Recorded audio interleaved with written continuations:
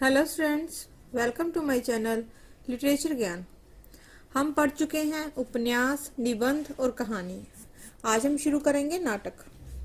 हिंदी नाटक के उद्भव, विकास और विशेषताएं लिखें। गद्य की अन्य विधाओं के समान नाटक का सूत्रपात भी भारतेंदु युग से ही हुआ।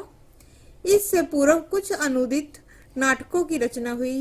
रीतिकाल के कुछ कवियों ने भी ब्रज भाषा में कुछ संस्कृत नाटकों के अनुवाद प्रस्तुत किए। समस्त कलाओं में सर्वोत्तम कला है काव्य, और काव्य के समस्त रूपों में सर्वोच्च रूप है नाटक। नाटक शब्द की उत्पत्ति संस्कृत भाषा की नट, नाट, नृत्य धातु से मानी जा गई है, जिसका अर्थ है अभिनय। संस्कृत में इसको रूपक भी कहा जाता है। संस्कृत के नाट्य मंदिर, नाट्य मंडप, रंगशाला, रंगभूमि, रंगगृह, रंग भवन, रंग मंडप और पाश्चात्य देशों के स्टेज और ऑडिटोरियम आदि रंगमंच के पर्याय हैं। हिंदी नाटक की उत्पत्ति के विषय में विद्वानों में मतभेद पाए जाते हैं। कुछ विद्वानों का मत है कि भारतीय नाटक कला पर यूनानी नाट्य कला का प्रभाव है। कुछ विद्वान तो इसे यूनानी नाट्य कला की पूरी नकल ही मानते हैं और अपने कथन की पुष्टि के लिए यवनिका शब्द को उद्धृत करते हैं।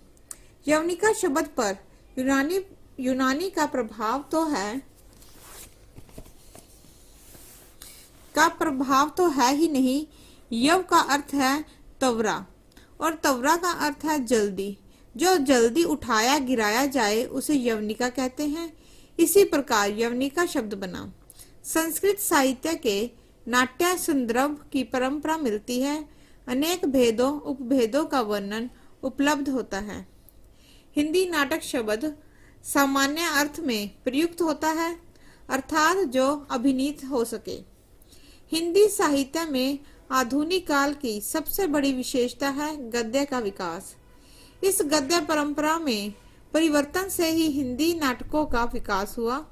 वास्तव में हिंदी नाटक का शुभ आरंभ होता है आधुनिक काल के प्रारंभकर्ता भारतेंदु हरिश्चंद्र से।